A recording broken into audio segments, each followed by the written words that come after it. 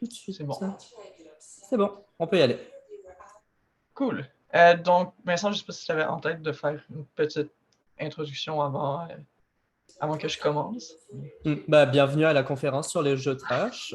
C'est une conférence qui est donnée par Raphaël Maïwen, qui est ici présent. Globalement, on a organisé ça dans le cadre du comité LGBTQ, mais on a aussi voulu étendre ça un peu plus à d'autres personnes qui seraient éventuellement intéressées à comprendre le concept de jeu trash. Ça fait suite à la conférence qu'on avait donnée précédemment et il y a eu quelques discussions avec Raphaël parce qu'il y avait beaucoup d'intérêt en fait sur ce sujet. Et donc, nous y voici. Raphaël, si tu veux te présenter, ce que tu fais dans la vie, ce qui t'a mené à cet Yes. intérêt et ensuite tout ce que tu dois nous présenter. Oui, bien sûr. Again, je m'appelle Raphaël. J'utilise n'importe quel pronom, ils sont tous magiques dans mon cœur. Et ça fait incroyablement longtemps que je fais du jeu vidéo. Professionnellement, ça fait seulement 2 ans et demi. Mais depuis que je suis enfant, je trouve toutes sortes de manières d'utiliser le jeu, que ce soit les jeux numériques ou pas, pour utiliser, c'est ça, les jeux comme outlet créatif. J'ai commencé à faire des jeux vidéo quand j'étais enfant en utilisant PowerPoint. Donc, avec PowerPoint, il y a moyen d'utiliser des images puis des hyperlinks pour cliquer sur une image pour se rendre à une prochaine diapositive puis faire un genre de Choose Your Own Adventure game. Donc, moi, c'est ça qui a été mon introduction au développement de jeux vidéo. Puis, avec le temps, j'ai exploré différents outils. J'ai fini par apprendre à programmer. C'est ça ma job officielle. Fait que j'ai utilisé de plus en plus de technologies et d'outils pour développer des jeux de toutes sortes de façons. Mais les jeux vraiment trash faits avec des moyens comme plus simples, ils continuent à occuper une place particulière dans mon cœur.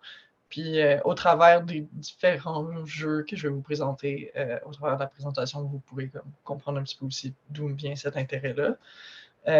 Puis voilà, sans plus attendre, je serais prête à commencer cette présentation-là. Je vais regarder comment vous partagez mon écran. Ça sera pas bien long.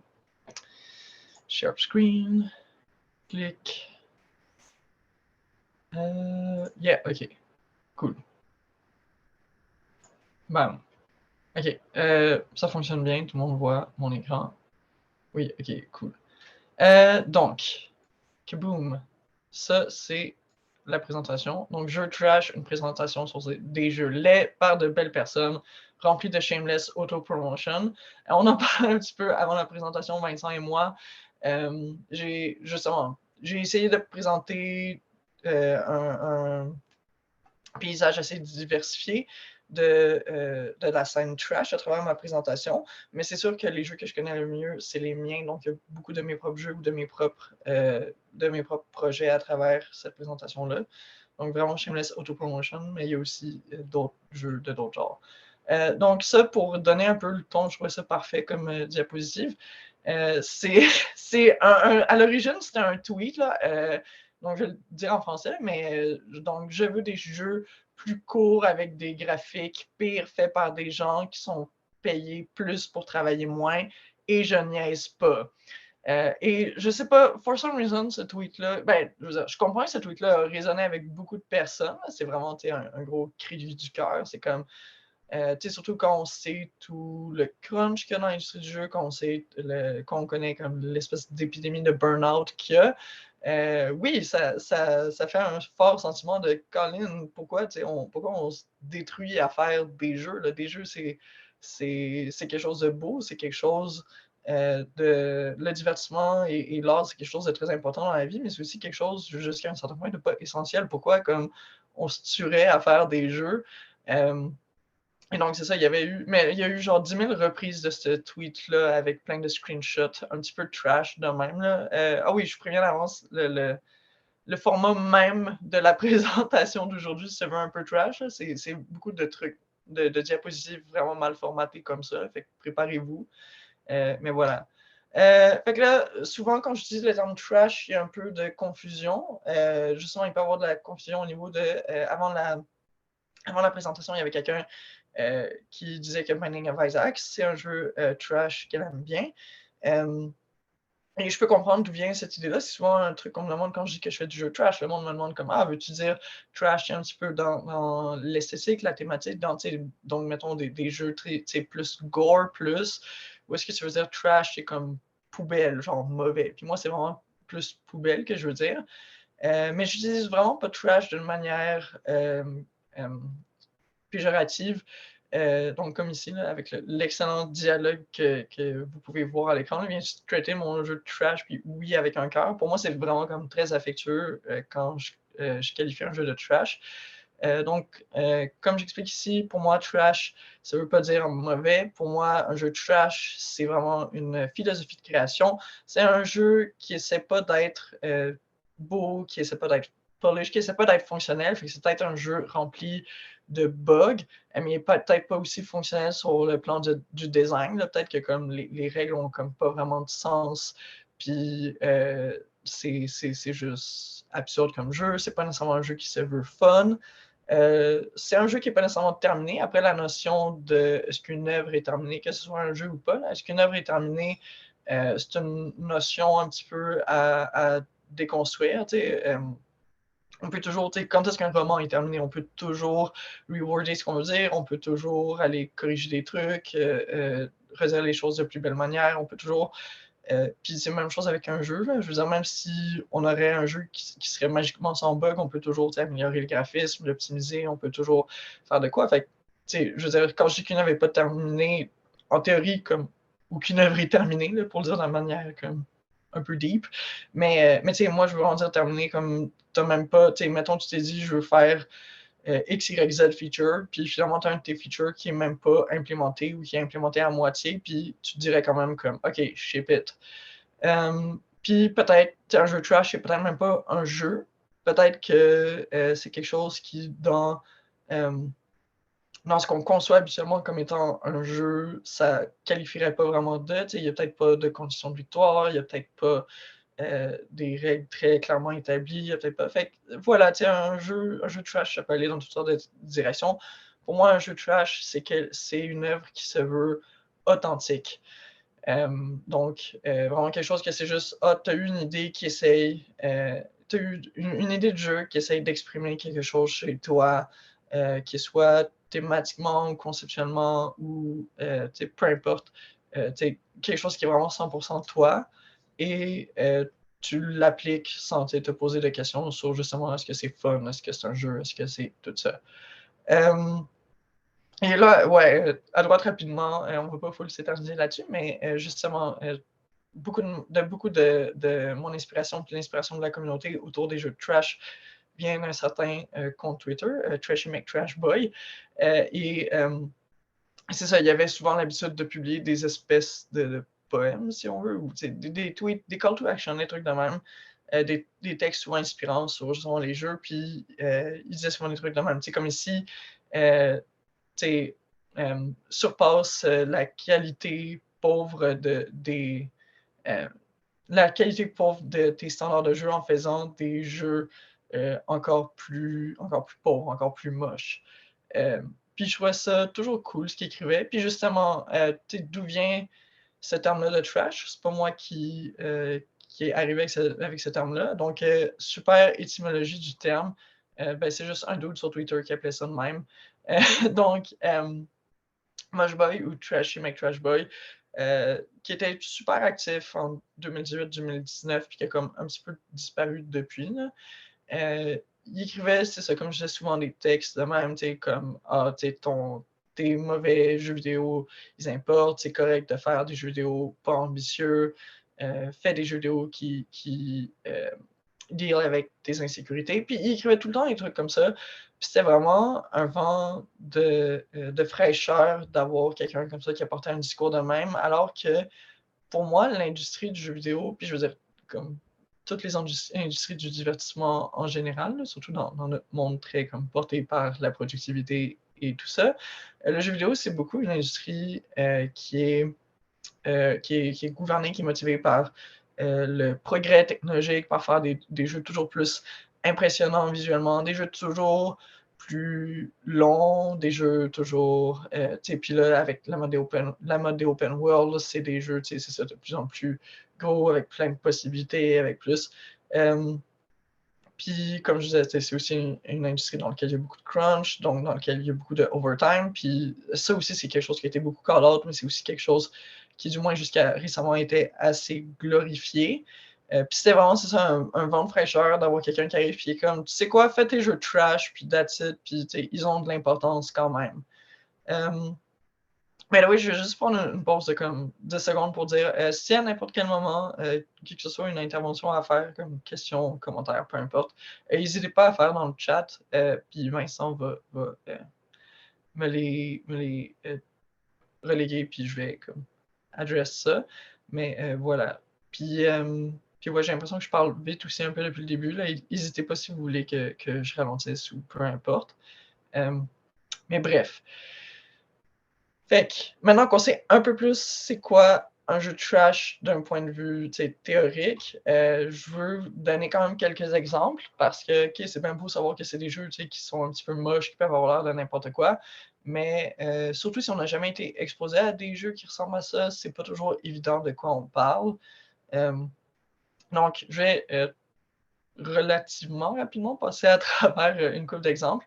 Par exemple, ici, on a le super jeu You're Working in the Woods. C'est un jeu sur. Je vais vendre le punch, mais c'est un jeu sur Chia LaBeouf qui a été fait avec Google Forms. Fait que c'est un Choose Your Own Adventure kind of game. Puis, on a des choix comme ça, comme tu es tout seul, qu'est-ce que tu fais? OK, je regarde autour, il n'y a personne autour. Maintenant, tu fais quoi? Je vais regarder mon téléphone.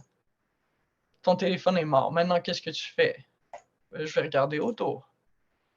Du coin de ton œil, tu l'aperçois, Shia LaBeouf. Il te suit à peu près à 30 pieds derrière. Qu'est-ce que tu fais? Je vais prendre son autographe. Il mange ma face. OK, super. Fait que je peux soit faire Summit qui me mettrait fin au jeu, ou je peux revenir en arrière dans mon choix, puis je peux décider de marcher. Maintenant il se met à quatre pattes, puis il se met à me poursuivre. On s'en va pas jusqu'à la fin du jeu, mais bref, c'est une façon assez ingénieuse de repurpose, de réutiliser Google Forms, qui est a priori vraiment pas fait pour faire des jeux, pour faire à la place des jeux de Choose Your Own Adventure. Un peu de la même façon, comme je disais, que moi j'utilisais PowerPoint pour faire des jeux d'aventure quand j'étais enfant. Sinon, ici, on a un jeu Unity sur Éric Lapointe, ce qui avait été fait par une page de meme en 2019. Là. Puis comme, pour de vrai, c'est l'horreur là, comme jeu, c'est juste la face d'Éric Lapointe comme mis sur plein de basic mesh de Unity, des capsules, des sphères, des... Je ne sais pas si vous entendez le son ou pas, là, mais il y a plein de musiques d'Éric Lapointe superposées, puis plein d'assets libres de Unity. Genre des armes, il y a des diamants, des chaînes dans le ciel. On n'a malheureusement pas le son, mais c'est vraiment Vous n'avez pas incroyable. le son, c'est correct. Anyway, c'est vraiment la cacophonie, là, puis genre vous allez voir au pire, là, vous tapez Éric Lapointe, jeu Unity meme, puis vous allez pouvoir trouver cette horreur-là. Vous pouvez d'ailleurs, après, comme télécharger le jeu pour vous-même. Puis ouais, non, c'est ça. C'est vraiment. Moi, c'est un jeu vraiment dégueulasse, là, mais moi, ça m'a inspiré. J'ai fait un jeu comme pas mal similaire, mais avec Britney Spears. Puis ça met beaucoup de joie dans mon cœur, puis dans le cœur de plein de fans de Britney Spears. Mais c'est ça, c'est pas un jeu compliqué à faire a priori. Là, je veux dire, c'est juste. T'as juste une caméra qui bouge, puis that's it. Sinon, t'as des des LURP, des trucs qui montent puis qui descendent, des sphères qui grossissent puis qui rapetissent. Mais c'est ça, c'est vraiment ridicule comme jeu. Puis moi, c'est vraiment venu me rejoindre quand j'ai vu ça. J'étais à mon début de parcours en game design à Dawson. J'ai fait l'AEC en game design. Et tout de suite, j'étais comme, OK, ouais, moi, c'est le genre de jeu que je veux faire. Juste, on y arrive dans le programme. C'est comme il va être la personne à faire le prochain Super Meat Boy, le prochain Witness ou peu importe. Moi, là, je voulais faire le prochain jeu trash d'Éric Lapointe. Sinon, ça, c'est un jeu que j'ai fait qui se joue entièrement avec un slider JavaScript, vraiment un slider HTML vraiment simple. Puis dans le fond, le but du jeu, c'était une idée que j'avais eue à mon nez random, basée sur un jeu de cartes par rapport de Pokémon que je jouais avec des enfants dans le cours d'école quand j'étais moi-même enfant. On va jouer, on va faire comme si on était comme 2 joueurs. Le but, c'est qu'il faut sélectionner un nombre de 1 à 100, puis la personne qui a sélectionné le plus gros nombre gagne. Et c'est tout, c'est juste ça le jeu. Fait que, mettons, je pourrais décider, ben, je vais prendre 100 parce que c'est obviously la meilleure option. Puis là, le joueur 2, qui est moi aussi, là, mais normalement, je jouerais avec quelqu'un d'autre. Le joueur 2 va sélectionner un nombre lui aussi. Il va sélectionner 100. Puis, ben, à cause de ça, c'est égalité. Il y a un petit bug, là, mais en tout cas. Avec sa égalité, on peut faire 35 pour rejouer une autre game. Puis voilà, puis là, mettons quelqu'un sélectionne, moi je vais sélectionner 30, quelqu'un d'autre sélectionne 59, que boum, c'est le joueur 2 qui gagne parce que le joueur 2 a sélectionné 59, ce qui est plus grand que 30. C'est un jeu absurde, qui est une sous-branche, mettons, des jeux trash. C'est un jeu qu'il n'y a pas vraiment de points à y jouer, il n'y a pas vraiment de but à y jouer parce que, ben, je veux dire, tout le monde sélectionne 100 puis that's it, mais comme, that was the joke for me. Sinon, Twine, c'est un excellent moteur de jeu aussi pour faire toutes sortes de jeux. Encore une fois, vous n'avez pas le son, là, mais il y a une musique de Keisha qui joue en même temps. Le jeu s'appelle Crystal Warrior Keisha, qui a été fait par, j'assume, une fan de Keisha. Puis c'est juste ça, c'est juste du texte de même, inspiré par des paroles de chansons de Keisha. Puis on a des options comme ça, avec des beaux effets de sparkles comme ça. Drop Lyrical Genius. Puis là, vous l'entendez pas, mais en même temps que je fais ça, les paroles jouent. Puis je peux encore faire Drop Lyrical Genius. Ça continue de même. Puis c'est ça, c'est un jeu vraiment très linéaire. Là. Il n'y a pas comme beaucoup de branching, là, comme vous pouvez voir. Je pense qu'il n'y en a jamais même, en fait. Ouais, il n'y a jamais de branching. Ah non, il y en a à mon nez. OK. Puis c'est ça, c'est juste un jeu simple comme ça, avec une présentation esthétique très de base. À part les glitters, il n'y a pas comme grand-chose. C'est du texte mauve sur fond noir avec des fois des images de Keisha, puis that's it. Vraiment un jeu que j'ai trouvé charmant aussi. Je vais rapidement passer à travers les deuxièmes, mais sinon, il y a toute une communauté de Twitter bots que j'adore. Puis il y en a qui essayent de faire des jeux avec ça. C'est comme ça, on a un Twitter bot qui utilise le concept du trolley problem. Trolley problem, normalement, c'est une expérience de pensée en philosophie. Fait que c'est, mettons qu'il y a un trolley, un wagon qui arrive sur une rail avec un branching. La rail sur laquelle il s'en va a, je pense dans le problème original, c'est une personne, sauf que tu peux tirer le levier puis faire que ça aille sur une autre rail sur. Non, excuse. La rail sur laquelle ça va de base a 5 personnes. Tu peux tirer sur le levier puis faire que ça aille sur une autre rail où il y a une seule personne. Fait que techniquement, tu sauverais 5 personnes pour en sacrifier une. Est-ce que tu tires sur le levier ou pas? Puis en tout cas, il y a tout un débat philosophique là-dessus. Mais il y a quelqu'un qui a fait quelque chose de similaire un peu, en tout cas inspiré par ça. C'est un petit wagon qui se dirige vers un emoji. Et il y a une rail alternative qui s'en va vers un autre emoji. Puis tu peux cliquer sur. Tu sais, ça y va avec, selon le nombre de votes que ça a reçu. Si je like, je sauve l'emoji du bas, là, qui est un feu de circulation. Puis si je retweet, je vais sauver la personne qui court. Puis c'est ça, c'est toujours plein d'emojis tirés au hasard. Puis après un certain nombre d'heures, ça fait la résolution de la game.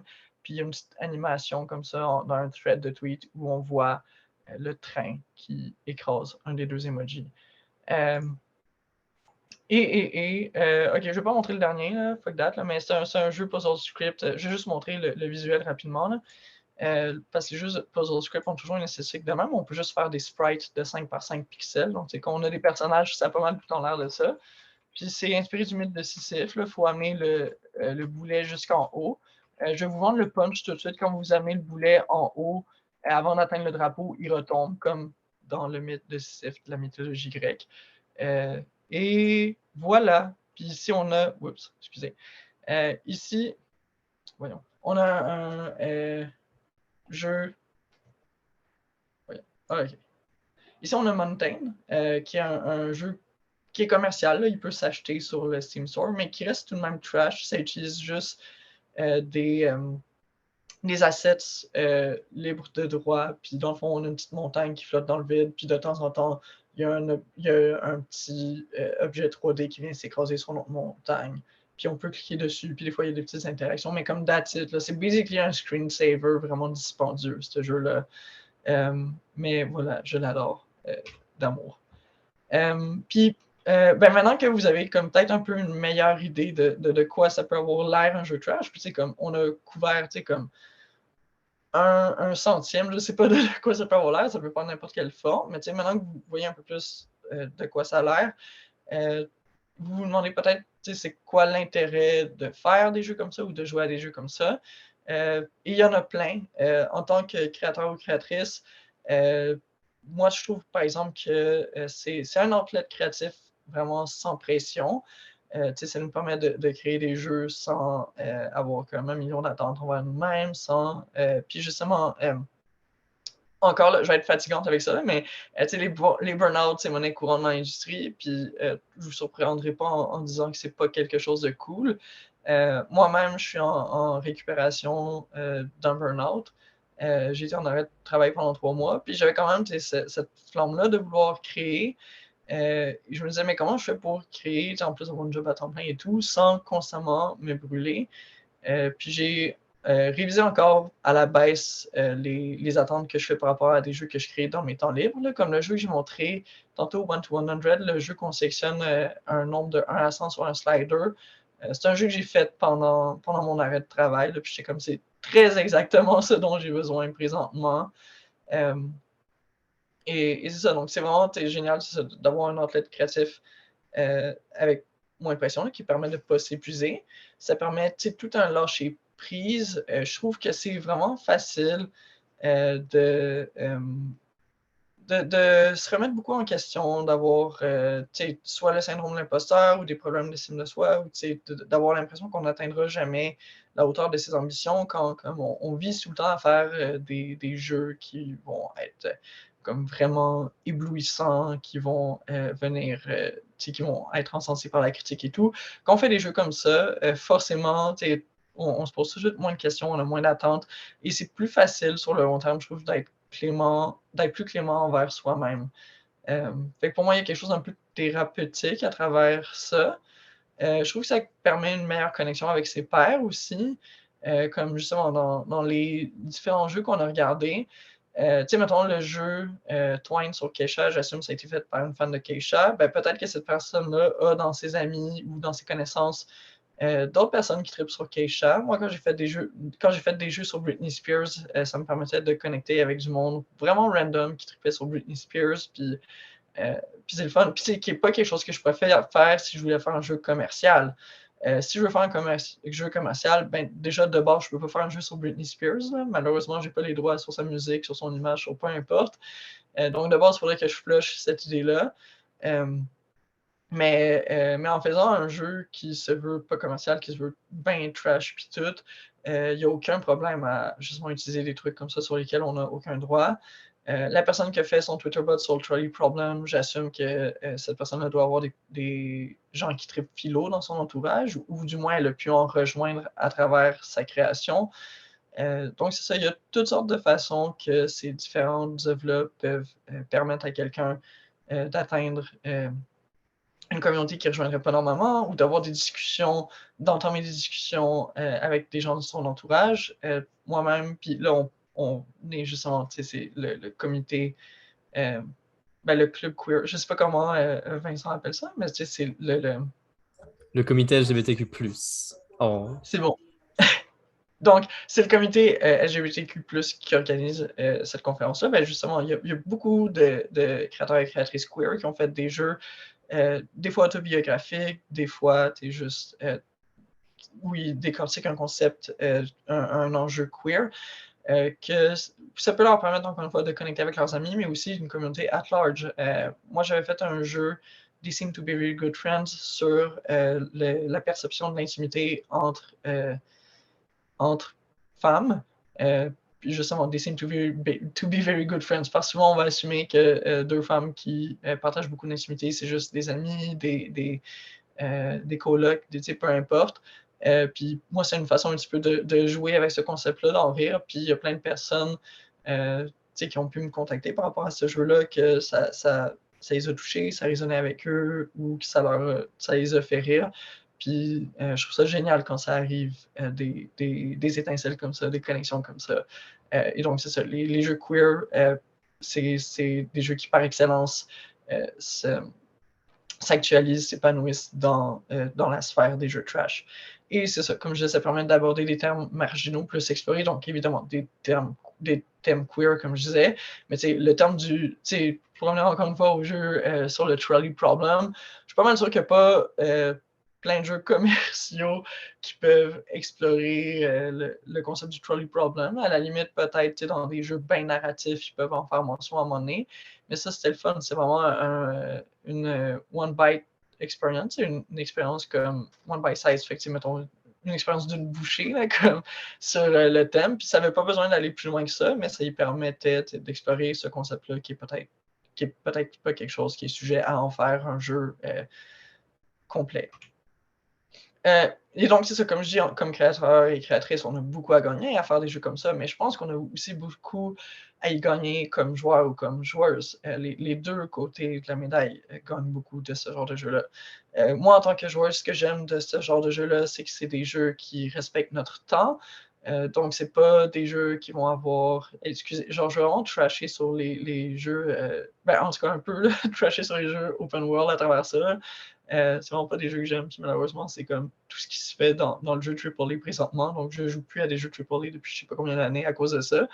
Mais c'est des jeux qui respectent notre temps, c'est pas des jeux qui ont plein de missions filler, ou c'est pas des jeux qui ont souci de je veux pas que la critique descende mon jeu, parce qu'on a décidé collectivement que comme ce serait une métrique importante combien de temps notre jeu dure.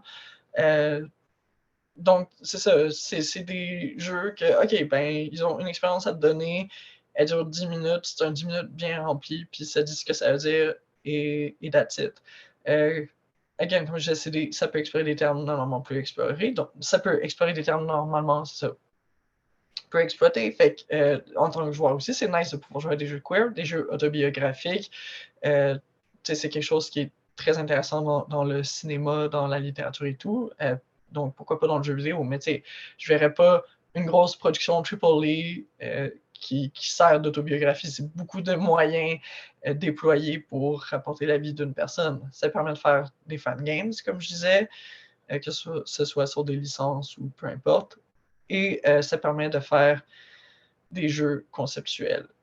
Encore une fois, comme le Tweeterbot ou comme peu importe, j'avais déjà vu quelqu'un qui avait fait un jeu Twine que à chaque fois que tu cliquais, c'était un mot que chaque fois que tu cliquais, ça avançait d'un mot dans le texte. Donc tu cliquais puis c'était comme This is the game. Fait que ça donnait vraiment un rythme intéressant. Fait que ça, c'est un jeu conceptuel, encore une fois, qui peut juste être exploré dans ce genre de jeu-là. Ça permet de jouer à des jeux faits par ses amis. Puis ça, je trouve ça vraiment cool. Moi, j'ai un Discord avec mes amis où on partage des jeux qu'on fait, puis comme on se hype entre nous, on partage des petits screenshots. J'ai un de mes amis qui lui fait beaucoup des jeux avec des formes géométriques simples. Il fait des jeux de cercles que tu dois connecter ensemble. Peu importe. Puis on est comme, wow, ils sont beaux, tes cercles, c'est le fun, comme c'est vivant. Puis il y a quelque chose de vraiment précieux, que ce soit des jeux ou n'importe quel médium. Il y a de quoi de vraiment précieux et beau à partager des œuvres comme ça fait par ses amis. Je trouve que ça permet à faire ressortir une autre facette d'eux, puis de les connaître plus personnellement sans nécessairement juste échanger sur sa vie, sans juste, c'est ça, se raconter des trucs personnels. Puis ça permet d'avoir des jeux non conventionnels qui sont pas redondants avec ce qui se fait dans l'industrie. Comme j'ai pas mal aucun des jeux que je vous ai montré que je pense que vous pouvez vous dire ouais, non, ça me rappelle tel jeu, à moins que ce soit un autre jeu trash, là, mais c'est ça. C'est vraiment des jeux qui se soucient pas de respecter les codes, et ça, je trouve ça vraiment cool. Et en passant sur cette petite parenthèse, les jeux indépendants sont des fois vus comme un peu les je sais pas quel mot dire, là, mais c'est un peu vu comme des jeux qui font une espèce de pied de nez à l'industrie, c'est un peu vu comme des jeux qui permettent d'être originaux, qui permettent, c'est ça, d'aller à contre-courant de l'industrie.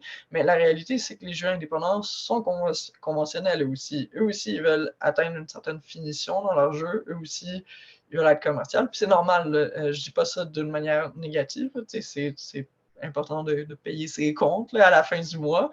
Mais eux aussi sont soumis aux standards conventionnels des jeux vidéo. Eux aussi sont portés par. Eux aussi sont soumis aux trends du marché, à tout ça, parce que c'est ça, eux aussi, ils veulent se vendre. Puis ils font pas nécessairement tout le temps la même chose que dans l'industrie du jeu vidéo, quoique encore, mais dans l'industrie AAA.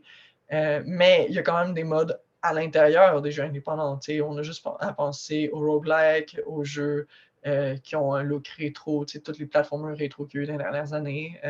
À l'intérieur même des jeux indépendants, il y a des trends, à l'intérieur même des jeux redondants. Il y a un souci d'être beau et polished, et c'est ça, d'être appréciable par la masse. Mais là, après, c'est ça. On a vu, OK, c'est quoi la définition d'un jeu trash? À quoi ça peut ressembler un jeu trash? C'est quoi l'intérêt? Donc, peut-être que maintenant, la prochaine question logique, c'est OK, mais si je veux en faire, comment est-ce que je fais ça? Et donc, ça, c'est mon petit guideline qui tient sur une slide de comment faire un jeu trash. Ce qui est vraiment moins long que faire un cours en game design normalement. Là, ça ne tient pas en une slide. Donc, dans un premier temps, peut-être jouer à des jeux trash par vous-même. Je pense pas que ce soit full important de, justement, c'est pas un travail de recherche comme ce qu'on fait quand on fait un jeu commercial. C'est quand on fait un jeu commercial, mettons que je me dis, je veux faire un jeu de gestion. Ben, ce serait important que je joue à beaucoup de jeux de gestion pour voir, OK, normalement, ça ressemble à quoi le UI, c'est quoi qui fonctionne, c'est quoi qui fonctionne pas, c'est quoi les mécaniques que les joueurs disent d'habitude qu'ils aiment. Il faut que je sache un peu c'est quoi le langage du jeu que je m'apprête à faire. Mais les jeux trash, vu qu'ils ont l'air de toutes sortes de choses, il n'y a pas nécessairement un langage commun. Et de toute façon, le but est de ne pas suivre un langage, c'est de se créer son propre langage. Donc, c'est pas nécessaire d'y jouer autant en profondeur et autant méthodiquement que quand on veut faire un jeu mainstream. Je pense que l'intérêt ici d'y jouer, c'est vraiment juste de savoir un peu de quoi ça peut ressembler. C'est pas dire, ben là, je veux faire un jeu trash comme, mais tout ça à quoi j'ai joué dans ma vie, c'est Mario, Call of Duty, Tetris. J'ai aucune idée de quoi ça peut avoir l'air le jeu vidéo si c'est pas ça. Ben là, en jouant à quelques jeux trash, puis juste, mettons, avec tantôt les comme 4-5 jeux que je vous ai montrés, juste ça, ça peut être suffisant pour se dire comme ok, je peux jeter à la poubelle comme tout ce que je connais sur comment on fait un jeu, puis un jeu, ça peut aussi avoir l'air de tous ces trucs-là. Sinon, changer complètement ses attentes. Donc, c'est ça. Mettre de côté tout le est-ce que, un peu comme je mentionnais au début, est-ce qu'un jeu, ça doit avoir une condition de victoire? Le jeu de Sisyphe n'a pas de condition de victoire, puis c'est un petit peu ça le point de ce jeu-là. C'est à chaque fois que tu t'approches du drapeau, comme le boulet tombe. Des jeux d'aventure textuelle, techniquement, tu peux te rendre jusqu'à la fin, mais sinon, je veux dire, c'est comme un roman. Là, un roman, ça suit vraiment une condition de victoire. Pas vraiment. Là, à mon avis, tu t'es rendu à la dernière page, puis that's it. Fait que c'est ça. Puis sinon, tu laissé de côté tout ce qui est core game loop. Mountain n'a pas de core game loop. Mountain, en fait, n'a même pas de gameplay, il n'y a même pas d'interaction. Donc, c'est vraiment, c'est ça. Reframer complètement tout comment on approche des jeux vidéo normalement. Et ça, c'est la partie très difficile. Puis c'est la partie qui, en fait, justement, de laquelle on peut ressortir avec quelque chose de thérapeutique. C'est vraiment apprendre à faire taire ses inquiétudes et ses remises en question. Moi, j'avais déjà une idée à un moment donné, quelqu'un me demandait, parce que là, quand je vais dans des événements de jeu, je suis tanné d'écrire, des fois, on a un name tag, puis on écrit comme notre nom, nos pronoms, puis notre rôle dans l'industrie. Puis moi, je suis tanné d'écrire que je suis programmeuse, parce que là, après, ça amène tout le temps la conversation de OK, dans quelle compagnie, puis ça, puis tout. Puis comme, genre, je passe déjà 40 heures par semaine à la job, je veux pas parler de la job en plus dans mes temps libres, là. Mais donc, c'est ça. Fait que j'ai commencé à écrire Trash Games Creator. C'est d'autres trucs plus alternatifs de même. Ce qui a des résultats mitigés à date, là, mais je suis encore en train d'explorer ça. Là. Ça aussi, il y a de l'expérimentation à ce niveau-là. Il y en a dans toutes les phases de ma vie. Puis, mais souvent, le monde me demandait un petit peu c'est quoi que ça veut dire trash game, puis j'essaye de. Je vais revenir à la présentation, inquiétez-vous pas là. Mais là, le monde me demandait un peu ça veut dire quoi trash game, puis moi, mon jeu, j'ai souvent des comme metagames. Moi, mon jeu à travers ça, c'était de donner une définition différente à chaque fois, d'avoir du fun avec expliquer c'est quoi un jeu trash. Puis à un moment donné, ma définition, c'était si tu réfléchis plus que 10 secondes à ton jeu, tu y as déjà trop pensé. Genre, c'est déjà plus un jeu trash. Ce qui n'est pas vrai, là, tu sais, je veux dire, souvent, j'ai quand même un souci, créatif assez important là, quand je crée même mes jeux trash. 1 to 100, c'est stupide comme jeu, mais j'y réfléchi plus que 10 secondes. J'ai dû réfléchir, OK, quand je le présentais, OK, un slider, puis ci, puis ça, c'est ça. Mais c'est juste pour donner un peu le ton, de justement, tu ne devrais pas trop remettre en question ce que tu fais. Donc, si tu demandes, si tu joues à ton jeu, puis à un moment donné, tu dis, ouais, mais est-ce que c'est bon, est-ce que c'est fun? Comme, t'arrêtes ça, c'est pas ça qui est important, c'est pas ça que tu essayes de faire présentement. Si tu te demandes si ton jeu a de la valeur, comme tu arrêtes la question, la réponse de toute façon, c'est automatiquement oui. Ton jeu a de la valeur. Tu mets du temps dedans, il y a de la valeur que tu lui donnes. Puis est-ce que ça a du sens? C'est pas super important. Puis ça pas nécessairement. 1 to 100, pour moi, c'est un jeu qui a du sens, entre guillemets, dans le sens que c'est un jeu absurde. Comme il y a une joke à travers ce jeu-là, puis je suis parfaitement aware de la joke. Fait que c'est un jeu qui a du sens malgré qu'il soit absurde, mais ça peut aussi être un jeu qui a vraiment genre zéro sens. Tu sais, que tu y joues, tu le lances, puis t'es comme pourquoi t'as fait ça, puis t'es comme je sais pas. C'était là que mon creative brain m'a entraîné ce soir-là. Puis c'est correct aussi, c'est ça. Fait qu'est-ce que ça a du sens? Non, tu réfléchis pas à ça, tu fais juste. Tu le fais. Ça veut pas dire de pas planifier un peu où est-ce que tu en vas avec ton jeu ou quoi que ce soit, mais c'est pas de te poser de questions externe au contenu du jeu, pas de poser des questions de justement est-ce que les gens vont comprendre ce que je fais, est-ce que ci, est-ce que ça. Ça, c'est pas lié directement à ton jeu, à ton œuvre, et tu n'as pas besoin de nécessairement trop te poser de questions avec ça. Sinon, utiliser allègrement le asset swap. Donc, on peut réutiliser soit les assets qu'on a créés pour un autre jeu. Réutilise toujours la même texture que tu as faite dans tous tes jeux. Si tu veux, réutiliser les mêmes modèles, peu importe. Mais sinon aussi, tout ce qui est le Unity Asset Store, je ne me rappelle plus c'est quoi pour Unreal, mais il y a un Asset Store aussi, ou des trucs de... je ne me rappelle plus les noms, là, mais il y a des plateformes en ligne pour partager des œuvres 3D, puis il y a des artistes qui nous permettent de réutiliser leurs œuvres 3D, soit pour des œuvres gratuites ou soit peu importe. Comme pas hésiter à faire ça, tu n'as pas besoin de tout créer des trucs originaux pour chaque jeu. Ça aussi, c'est un truc à travailler, mais il faut savoir quand arrêter. Donc, comme j'en parlais un peu en début de présentation, il y a aussi toute la notion de quand est-ce qu'une œuvre est terminée, qui est à remettre en question. Mais au-delà de ça, faut savoir déjà dans le premier temps, c'est correct d'abandonner. Puis genre guillemets, il ne faut pas voir ça comme un échec. Mais c'est correct n'importe quand de dire tu sais quoi, j'avais du fun à faire ce jeu-là. Là, j'en ai plus. Pourquoi je m'acharnerais? À un moment donné, il y a un sunk cost fallacy des fois quand on crée des choses. Il ne faut pas se dire j'ai déjà passé 30 heures sur ce jeu-là, ça va juste m'en prendre 10 autres pour le terminer. Ouais, mais si les 10 autres, tu les enjoy pas, comme pour de vrai, laisse tomber ça. De toute façon, c'est du développement de logiciel, c'est de la création de jeu. Si tu penses qu'il te reste 10 heures pour le terminer, il t'en reste probablement plus que ça. Mais ça, donc c'est correct d'abandonner, c'est correct de prendre autant de pauses que nécessaire. J'ai un jeu de rythme que j'adore, que je travaille comme. C'est un peu mon running gag, mais malheureusement, malheureusement, parce que je le veux comme un running gag, mais c'est aussi vrai. Genre, je travaille 2 semaines par année dessus. Puis à un moment donné, je heurte un problème. Je suis comme ça, me tente pas de dealer avec ça. J'arrête de travailler là-dessus pendant un an. Puis là, j'y reviens un an plus tard. Puis je suis comme, je pense que j'ai une idée pour comment régler ce problème-là. Je travaille 2 semaines dessus. Je me tente. Puis comme, c'est correct. Puis je vais peut-être jamais finir ce jeu-là. Mais comme les 2 semaines que je passe par année dessus, il est magique. Puis c'est ça qui est important. Puis finalement, c'est ça encore dans le savoir quoi arrêter, savoir quand arrêter. Est-ce que le jeu a de quoi à dire live? Des fois, ton jeu, sans nécessairement que tu l'abandonnes puis que tu le laisses comme décédé dans un disque dur, tu peux te dire hey, tu sais quoi, le jeu, je ne l'ai pas terminé, j'ai pas fait tout ce que je comptais faire avec, mais je trouve quand même qu'il y a de quoi d'intéressant à dire live, je vais le partager. Moi, j'avais fait un prototype de jeu, c'était un jeu un peu spécial, là, ça s'appelle Good Vibrations, puis dans le fond, tu utilisais la vibration d'une manette de Xbox pour faire un massage à ton ami.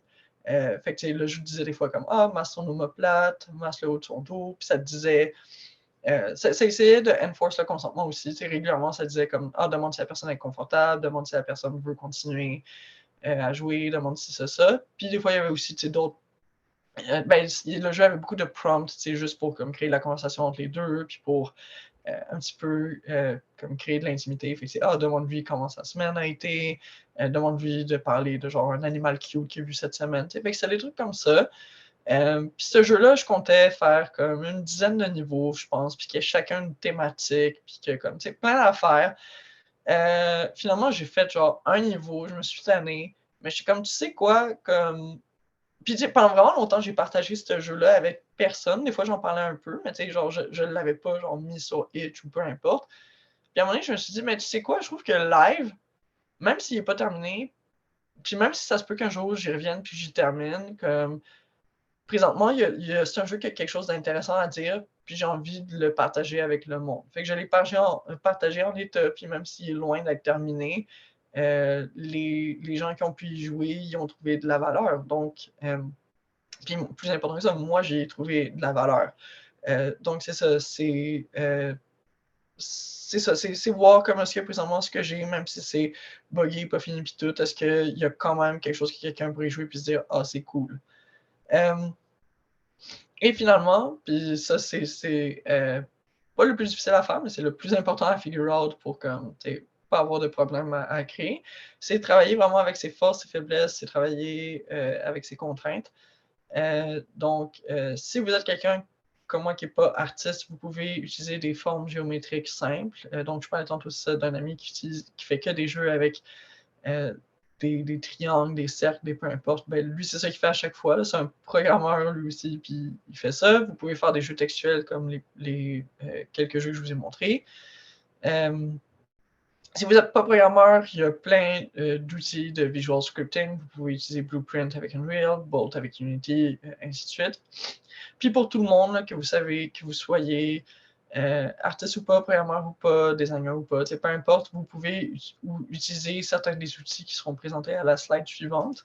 Fait comme petit cliffhanger, mais je vais vous montrer rapidement le jeu avec des cercles de mon ami pour montrer le genre de jeu possible à faire quand vous êtes vraiment comme purement qu'un programmeur. Fait que le jeu s'appelle One. C'est un one-button game. Fait que dans le fond, vous le voyez pas, mais je fais juste, pour avancer, je fais juste cliquer sur la souris. Puis quand j'arrête de cliquer dessus, il arrête d'avancer. C'est aussi one-dimensional game, là, comme on n'a pas besoin. Tu sais, mettons ici, je peux juste voyager sur un axe. Puis après, ben, il y a d'autres cercles qui peuvent venir m'embêter sur d'autres axes, mais moi, je ne joue que sur un axe. Hop, ok. Si je me souviens bien, c'est un niveau que je réussis pas tout le temps. Là. Anyway, le cercle vert, il vous chope comme ça, là, si vous réussissez pas. Ok, j'essaie une dernière fois. Mais... yeah, j'ai réussi. Anyway, c'est pas mal ça le jeu. Là. Je vous vendrai pas comme... Je vous montrerai pas tout le jeu. Je vous incite fortement à aller l'essayer. Il s'appelle One. Puis je partagerai les slides comme sur l'événement Facebook ou Vincent pourra trouver une manière de le partager à tout le monde après, là, mais c'est ça. Les différents liens que je mets dans la slides, les slides vous seront accessibles. Oups, c'est pas là-dessus que je voulais cliquer. Obviously. Mais c'est ça.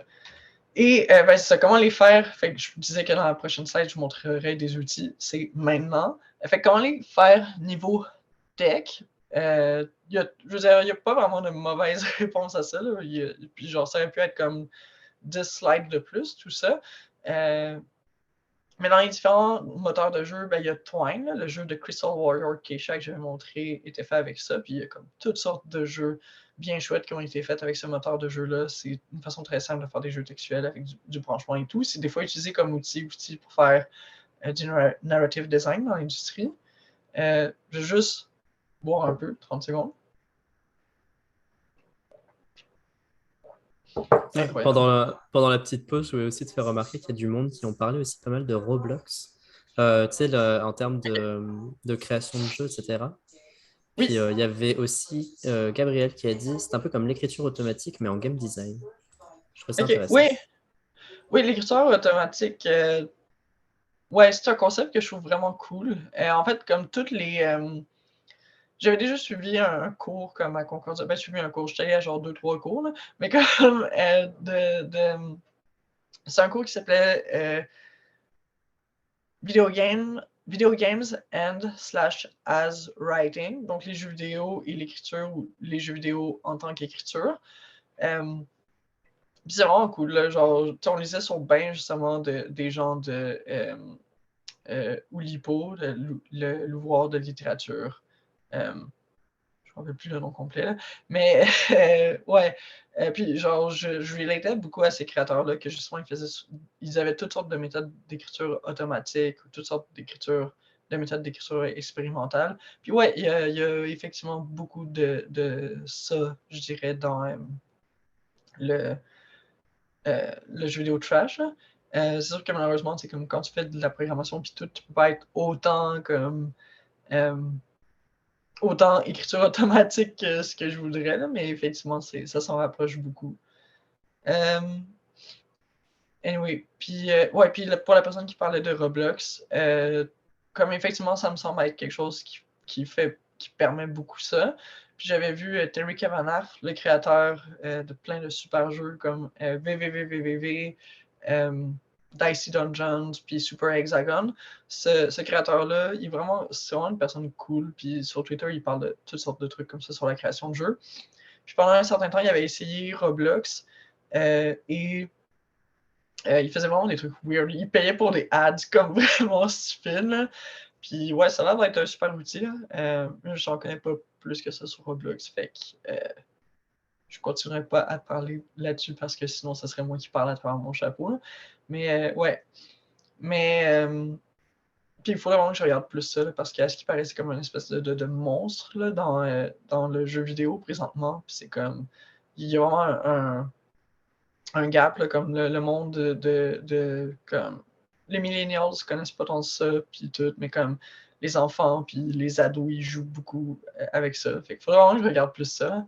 Mais ouais, d'autres moteurs de jeu, Puzzle Script, donc ça, c'est le moteur de jeu que j'avais, que le jeu que j'avais montré plus tôt sur Sisyphe avait utilisé. BT qui permet des genres de petits jeux que tu fais juste te promener puis parler à du monde. RPG Maker, que lui est payant, là, ils sont pas comme tout gratuits. Ren'Py, Tyranno Builder, Visual Novel Studio, qui sont deux moteurs de jeu vraiment cool pour faire des visual novels. Unity avec des plugins. Avec certains plugins, il peut vraiment permettre de très peu programmer et de faire des jeux comme assez rapidement. Sinon, pour Unity ou Unreal ou même Godot, là, il y a toujours moyen, ça je ne l'ai pas inclus dans mes slides, là, mais il y a toujours moyen d'utiliser des templates aussi qui permettent de comme avoir un certain boilerplate, avoir une certaine base pour partir très rapidement faire un jeu. Fait que tout de suite avoir les bases pour faire un platformer ou un FPS ou peu importe, sans avoir à comme recoder les mêmes mécaniques de base. Pendant un bout, il y avait Construct qui était super, mais maintenant il y a comme un modèle économique par abonnement, là, mais comme tu l'as payé à tous les mois. Fait que ça, je trouve ça un petit peu moyen là, pour faire du jeu amateur ou trash. Et il y a des outils alternatifs. T'sais, là, je viens de parler de plusieurs moteurs de jeu. Mais on peut utiliser n'importe quoi, on peut les détourner pour faire des jeux, comme j'ai montré PowerPoint ou LibreOffice, ça peut servir à faire ça, Google Forms. Sinon, papier et crayon, là, vous avez le droit de faire des jeux qui ne sont pas des jeux vidéo aussi, ou de les prototyper avec papier et crayon. Puis sinon, comme n'importe quel médium pour qui vous passe par la tête. Comme la tech, là, qui a une espèce de logiciel pour faire des formules mathématiques. Je connais du monde qui ont fait des jeux vidéo avec ça. Excel, il y a quelqu'un qui il y a toutes sortes de jeux faits avec Excel. Là. Il y a des jeux genre Risk, Monopoly, puis tout. Il y a aussi des jeux comme 3D. Là. Il y avait quelqu'un qui avait essayé de faire Doom dans Excel, là, juste pour le meme de est-ce que ça peut runner Doom? Puis il n'a pas pu faire Doom, mais il a pu faire une espèce de moteur 3D. Puis en tout cas. Puis Twitter, j'ai montré des Twitter bots, mais vous pouvez aussi faire des trucs manuels. C'est comme, j'ai un ami, Osama, que lui avait fait une genre d'aventure textuelle. C'est un peu comme s'il était un Game Master de D&D, il décrivait comme ton environnement, qu'est-ce qui se passe, puis tout, puis il demandait aux gens de voter pour qu'est-ce qu'ils veulent faire. Fait que les gens votaient, puis quand le sondage était terminé, fait qu'après je sais pas combien d'heures, ben là, il continuait. Il prenait en compte le choix que les gens avaient fait. Et là, il disait, OK, maintenant vous faites ça, ça, ça, ça. Puis il a comme runné ça pendant plusieurs jours. C'est pas des semaines, je me rappelle plus. Comme ça commence le 23 décembre, puis ça finit. Anyway, c'est pas super important, là, mais ça continuait pendant un bout, puis c'était vraiment le fun de voir ça progresser. Mais c'est rien d'automatisé, c'est rien de peu importe, là, mais c'est quand même utilisé comme une plateforme numérique pour faire du jeu. Ou sinon, dans mon cas, j'avais fait. J'étais allé le jeu le plus trash, le plus simple que tu peux pas faire. C'est comme le jeu que j'ai fait le plus rapidement de ma vie. C'est juste Twitter Poll de Game Chicken Edition. Puis le jeu, c'est juste, tu votes si ça te tente de gagner. Fait que si tu votes pour oui, tu gagnes. Si tu votes pas, si le sondage est fermé avant que tu puisses voter, si tu n'as pas un compte Twitter, sinon, ben, puis tu perds, puis comme that's it. Fait que c'est ça. Puis quand le poll est fermé, j'étais juste comme, OK, ben, il y a comme 29 personnes qui ont gagné. Il y a eu 29 votes. Il y a 29 personnes qui ont gagné, puis il y a comme 7 milliards, tant de millions de personnes qui ont perdu. Là, donc tout le monde qui n'a pas voté sur Terre. Fait que c'est ça. Fait que ouais, comme je disais, vous pouvez utiliser n'importe quel outil que vous voulez pour faire des jeux, là, techniquement. Sinon, un truc que je trouve cool pour explorer qu'est-ce qu'on peut faire avec des jeux, c'est faire des game jams expérimentales, que la forme elle-même de la jam est expérimentale. Puis les créations qui en ressortent sont donc souvent assez trash, parce que c'est ça. Dans les game jams, souvent on va se retrouver à faire des jeux qui, justement, ont comme. Si on veut être capable de le terminer dans les temps, si tu as 48 heures ou 72 heures ou peu importe, pour terminer dans les temps, c'est mieux de faire un jeu justement avec des petits moyens puis, qui sont c'est ça, assez modestes, là, sinon ça ne va pas y arriver. Mais je trouve que le monde essaie quand même en général de faire des jeux polished. Mais ça, il y a des jams qui vraiment encouragent foncièrement à faire des jeux pas polished. J'ai tenu dans le passé plusieurs 10 minutes jam qui étaient inspirés d'une vidéo de Brackeys qui faisait beaucoup de tutoriels sur comment utiliser Unity. Puis il avait fait une vidéo un peu en joke de genre à quel point je peux faire un jeu rapidement, puis il montrait qu'il pouvait faire un jeu en 10 minutes. Fait que j'ai tenu quelques 10 minutes jam. Sinon, à un moment donné, à Melbourne, puis j'en ai tenu une similaire ici. À Melbourne, il y avait eu une daily jam. Fait que pendant comme quelques heures, les gens faisaient un jeu. Ensuite, à la fin de la journée, ils l'exposaient. N'importe qui pouvait venir essayer ces jeux-là. Puis quand la journée était terminée, ils supprimaient tous ces jeux-là. Fait que c'est sûr que tu ne t'appliques pas à faire le plus beau jeu de ta vie si tu sais que de toute façon, il va finir supprimé. Puis ça faisait une expérience quand même assez personnelle pour les gens qui jouaient à ce jeu-là parce que tu jouais à quelque chose que tu savais que après aujourd'hui, plus personne d'autre dans l'histoire de l'humanité pourra essayer. Donc il y avait quand même quelque chose d'assez cute, assez personnel à ça. Puis sinon, il y a toutes sortes de jams qui tournent autour d'outils alternatifs, comme justement, il y a eu plusieurs PowerPoint jams, donc des jeux avec PowerPoint, mais il y a aussi des Paint jams, donc des jeux que tu dois utiliser Paint pour faire tous tes art assets, ce qui est quand même cool. Sinon, tu sais, des idées comme ça de jams, mettons des jams à relais. Fait que, mettons, toi, tu travailles sur un jeu pendant 2-3 heures, puis ensuite, tu le passes à quelqu'un d'autre, puis la personne doit le continuer, puis vous faites ça comme, je sais pas, 4-5 fois. Tu sais, il y a un moyen, c'est ça, de s'amuser avec la forme qu'une jam va prendre. Et après le résultat de ces jeux-là, on s'en fiche un peu parce qu'on a eu tellement de fun à les faire. Puis là, c'est ça, encore une fois, Trashy McTrash Boy arrivait avec des suggestions vraiment rigolos de Game Jam. Donc, mettons 48 heures où tu dois comme jam 24 jeux différents, ou Game Jam où la personne qui fait le jeu le plus brisé gagne. Donc, ça, je trouvais ça cool. On est déjà ok, cool. Donc, tu sais, mettons que vous êtes comme la personne à gauche, là, que vous êtes genre, waouh, ça m'a vraiment parlé comme présentation. Où est-ce que je peux jouer à plus de jeux magiques comme ça? Moi, je vous répondrais que comme je suis bien contente et je peux vous aider un peu là-dedans. Je vais essayer d'étoffer un peu cette slide-là. Je suis comme pas 100% satisfaite. Là. Celle-là, j'ai fini ma présentation pas mal dernière minute, honnêtement, avant de la présenter, là, ce qui est comme très dans le trash game spirit. Mais c'est ça. Ben, tout d'abord, itch.io, pour de vrai, c'est une mine de jeux trash, de jeux comme de toutes sortes. trouver, puis une manière d'approcher ça, c'est trouver d'abord des devs qui vous parlent, puis follower leur compte. Nécessairement, si vous jouez à une œuvre de quelqu'un que vous jouez à un jeu, vous adorez ça, vous regardez si la personne a fait d'autres affaires, puis il y a comme un ou deux bons jeux que vous aimez full, comme follower, c'est une des meilleures façons de découvrir d'autres jeux que vous aimez. Puis regardez peut-être les jeux à laquelle cette personne-là joue, si c'est disponible, si elle a raté des jeux, puis tout. Cherchez des tags qui vous intéressent, hein, comme je peux vous montrer Itch un peu rapidement, là. Mais c'est ça, mettons, vous avez ici, mettons, moi, Sockpop Collective, c'est un des développeurs que j'aime bien, là, qui font vraiment plein de jeux. Mais sinon, vous pouvez aussi chercher pour des tags, comme dans les tags populaires, on voit qu'il y a Horror Games, Multiplayer, Visual Novels. Fait que vous pouvez comme rechercher par tag, fait il y a des tags queer, des tags short, funny, horror, trashcore que j'ai découvert récemment, là, que c'était comme, je savais pas que ça existait comme tag, puis ça c'est venu révolutionner mon expérience Itch. Sinon, il y a une section vos recommandations, fait que ça va être plus fourni si vous ratez beaucoup de jeux. Donc, dans Rated Reviews, comme n'hésitez pas à rater des jeux quand vous en trouvez qui vous plaisent. Puis ça c'est comme sur n'importe quelle plateforme, n'importe quel réseau social. Là, ça file votre algorithme, puis après votre algorithme, il sait quoi vous recommander qui devrait pouvoir vous plaire. Oh wow, ça a l'air cool ça. Et sinon, essayer des jeux de Game Jam, même quand c'est des Game Jam mainstream, là, même quand c'est pas des Game Jam comme ce que j'ai montré ici, là, la PowerPoint Jam, le Tennis Jam, puis tout. Reste qu'au final, les gens ont quand même beaucoup de contraintes, donc ils doivent trouver des moyens de faire des jeux avec peu de moyens. Donc, la Game Maker's Toolkit Game Jam, la Global Game Jam, Oups, j'ai une petite typo ici. Je vais aller corriger ça en live.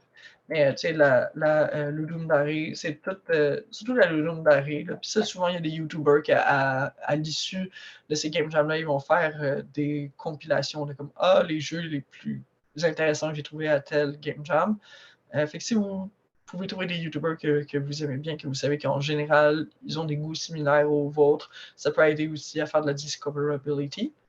Ça, c'est une slide que par rapport là, ça me tentait juste d'inclure, mais j'avais trouvé ça drôle. Là. Trashy McTrash, à la fin de 2019, il a dit t'as encore le temps de faire un mauvais jeu vidéo avant la fin de la décennie.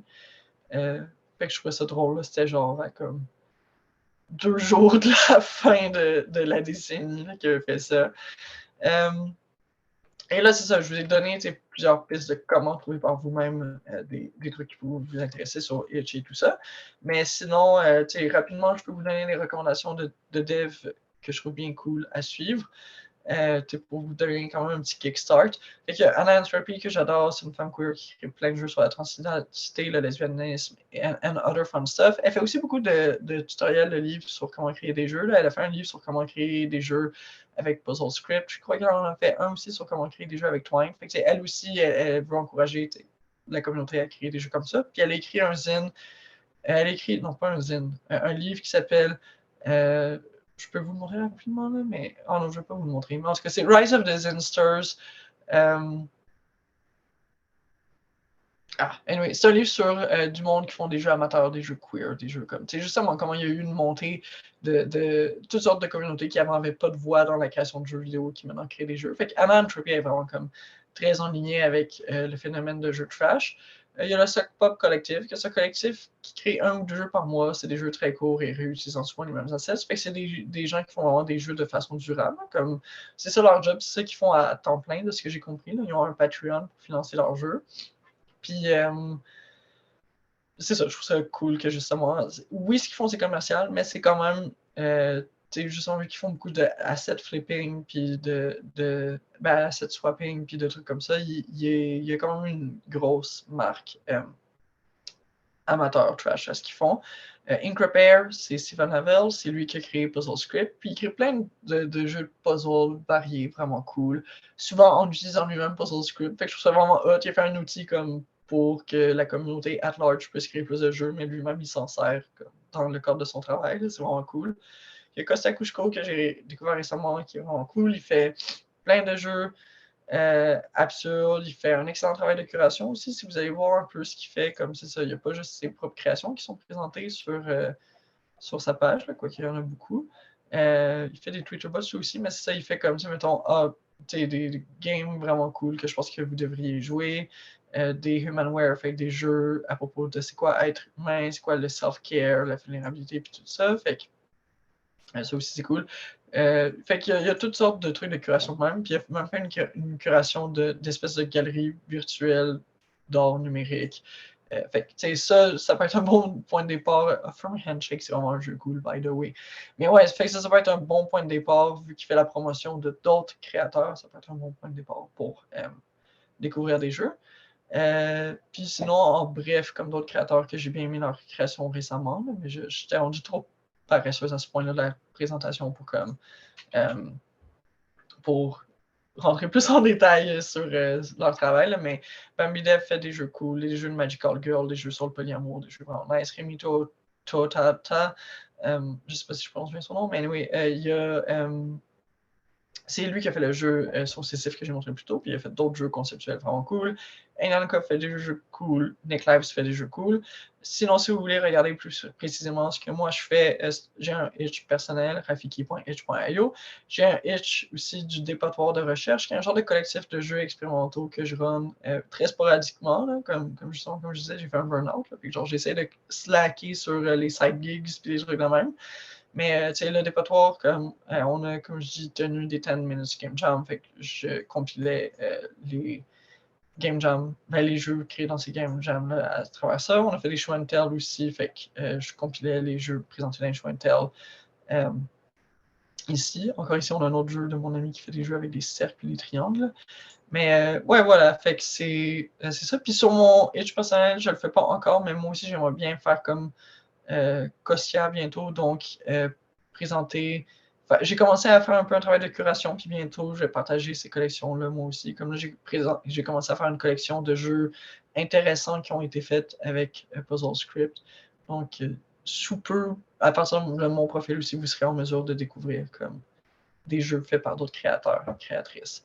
Et voilà, c'est tout. Donc, je reviens avec ce truc-là de plutôt de I want shorter games with worse graphics, blablabla, parce que je le trouvais drôle. Puis quelqu'un qui fait une espèce de remix qui n'a aucun sens. Puis voilà, c'est tout. Eh bien, merci beaucoup. C'était vraiment, vraiment super. Je pense que globalement, tout le monde est resté globalement dans la participation. Donc, ça veut dire que tu as captivé l'attention pendant tout ce temps et que ta présentation était bien faite, même si tu dis qu'elle était faite de dernière minute. C'était quand même bien construit. Yes. On a une Merci. question de Dominique Marchand dans le chat qui demande Oui. que penses-tu des jeux expérimentaux du 1er avril de Reddit, The Button ou Airplace? Ok, oui. J'ai adoré The Button à l'époque où il a été fait. Là, comme c'était.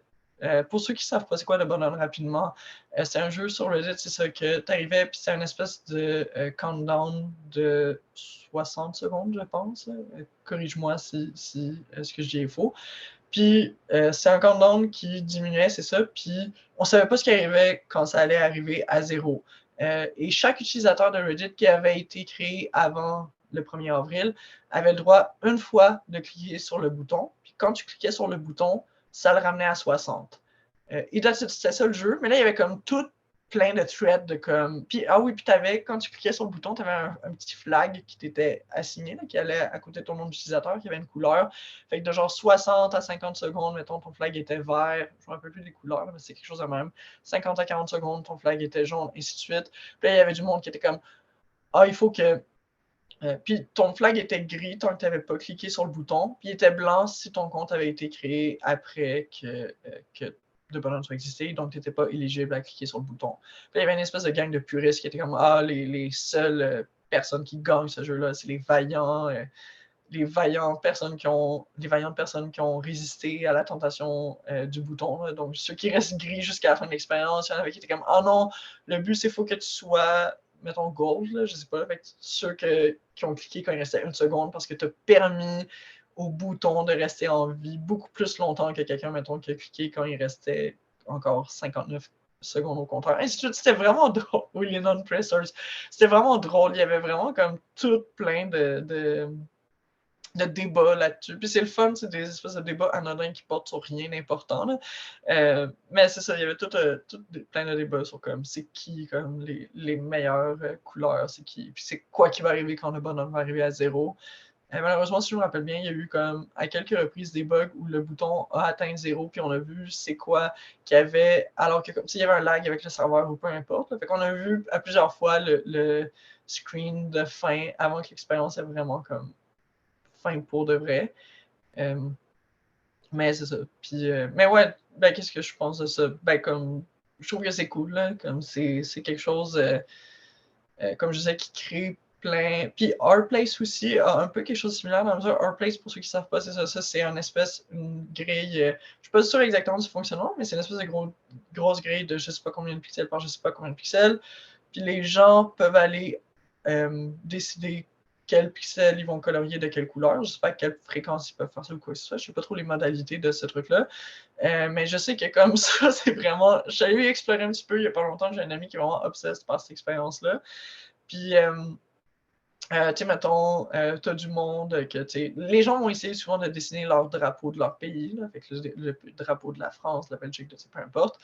Le drapeau du Canada, c'est drôle. Là. Les gens sont pas capables de faire la feuille du drapeau du Canada. Probablement parce qu'il y a tout le temps du monde qui vient de messe avec puis qui veulent empêcher de le faire. Mais c'est drôle. Tu sais, as des time-lapse des fois de en combien d'heures, qu'est-ce qui s'est passé. Puis, OK, tu peux cliquer toutes les 5 minutes. OK, merci de la réponse. Mais ouais, c'est ça. Puis tu as des time-lapse de comme comment le place a comme progressé à travers les heures. Puis tu vois, le Canada, c'est drôle. Tu vois juste la feuille comme qui a un blob qui n'arrête pas de changer de forme à travers les heures. Il n'y a pas longtemps, je sais que la France avait genre take over la moitié de l'écran. Puis il y a bien des mimes là-dessus. Il y avait il y avait du monde à mon avis collectivement qui avait essayé de dessiner comme genre le cul de quelqu'un. Puis ça a été censored par les modérateurs. Ils ont comme juste ajouté un gros blob de pixels noirs ou gris par-dessus. Alors qu'il y a plein de trucs vraiment trash qui sont pas censurés. Puis là, ça crée toute une question de comme, mais pourquoi ça c'est censuré puis pas ça? Puis en tout cas, c'est encore une fois comme un truc qui génère plein de débats comme vraiment inutile, mais le fun. On aime ça débattre les humains, puis on aime ça faire ça de manière ludique.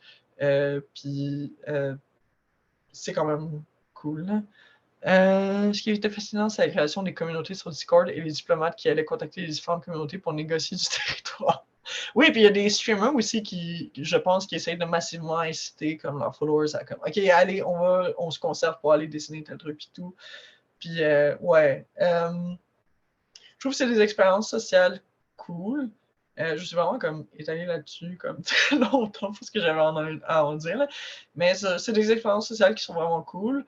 Je sais pas si je dirais que ça rentre dans le courant trash, puis je pense pas que c'est comme super important. Je pense que c'est des jeux qui ont quand même été. Ben, des jeux. Je pense que c'est des trucs qui ont quand même été comme assez. C'est quand même des feats techniques assez difficiles de faire des trucs de même. Là. Fait que mais la communauté qui s'est installée autour de ça, ça reste quand même très ludique, très drôle. Puis je pense que c'est le fun qu'il y ait un metagame. En fait, pour moi, le vrai truc qui est drôle, puis peut-être un peu ben, le truc qui est vraiment, vraiment expérimental autour de ça, c'est nécessairement trash. Trash et expérimental, c'est pas toujours des synonymes. Mais pour moi, le truc qui est vraiment expérimental là-dessus, c'est vraiment tout le metagame qui s'est fait autour de ces trucs-là, qui sont même pas des jeux en plus à la base, ou qui ont même pas genre de conditions de victoire ou peu importe. Fait que t'as comme un metagame pour quelque chose que tu peux pas gagner. Genre, je trouve ça parfait, je trouve ça merveilleux. Euh, voilà. Sinon, je sais pas s'il y avait d'autres questions.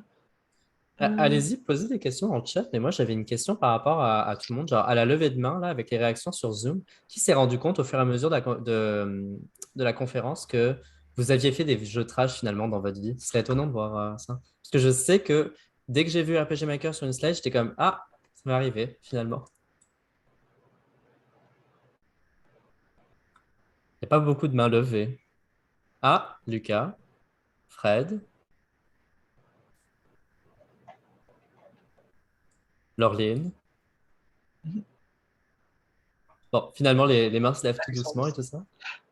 Alex Mais je pense aussi. aussi que des fois, ça peut prendre du temps, comme repasser tout son vécu en tête, se dire, comme, est-ce que, tu sais, se rappeler tout ce que tu as fait, puis se rappeler, est-ce que ça compte vraiment comme un jeu trash, là? Mais oui. RPG Maker est du début de la douleur de la programmation. Oui, en plus, programmer sur RPG Maker, c'est l'enfer. Là. Genre, comme, that's my actual job, puis genre, je suis pas capable. Là, comme... Mais surtout les vieux RPG Maker. Là. Maintenant, tu peux faire du JavaScript dans RPG Maker, puis c'est moins pire, mais à l'époque, yo, c'était n'importe quoi. Blibli was the stuff. Je sais pas c'est quoi Ben, Blibli. j'allais dire justement, c'est comme le dernier jeu de Game Jam qu'on a fait, puis ça rejoignait pas mal ce que tu disais dans le sens de comme complètement se faire du fun puis décrocher, tu sais. Juste comme se péter un time, triper, y aller à fond la caisse parce qu'on s'amuse, puis y a pas de steak, là. C'est genre un gros trip de LSD, qu'il y a un monstre qui te court après, il faut que tu pognes des petits wizards qui volent, genre, fait. Ok. La Skybox, c'est genre du mauve en pixels qui tourne à l'infini, ça donne super mal au cœur, mais comme c'est le fun de juste slapper des trucs ensemble parce qu'on sait comment le faire. T'sais. Fait que bref, Oui, c'est pour ça que c'est le fun, je pense, des jeux de trash. yes. Hmm. Non, ça juste arrivé, puis Entre comme, autres. oui. Il y a plein de raisons, mais oui, effectivement. Là. Ouais, ouais. On a Est-ce Joanne que qui je... demande si StarCraft Map Editor ça compte, mais j'imagine que oui. Tout motif. Euh, Ouais, je veux dire, c'est ça. Tu peux utiliser n'importe quoi pour faire des trucs trash. Comme je disais, tu peux utiliser Unity. Unity, tu peux faire des jeux commerciaux avec ça, mais genre, tu peux aussi faire l'île flottante weird d'Éric Lapointe. Là. Fait que je pense que c'est pas l'outil qui, est, qui détermine si ton jeu est trash ou pas, mais ce que t'en fais. Cool, merci d'avoir partagé Blibli. Je vais regarder ça après. Tout va bien alors, Laureline, si ce n'était pas une question en suspens. Sinon, Euh, juste pour Hemingway répondre, j'assume que tu peux faire de la prog maintenant, c'est par rapport à RPG Maker. Mais oui, à partir de RPG Maker, MV, ils ont fait que tu peux faire des scripts avec JavaScript. Euh, donc voilà. Mais Mais ouais. il me semble qu'avant, ça utilisait du Ruby, si je ne me trompe pas. Un langage de programmation qui s'appelait Ruby. Ouais.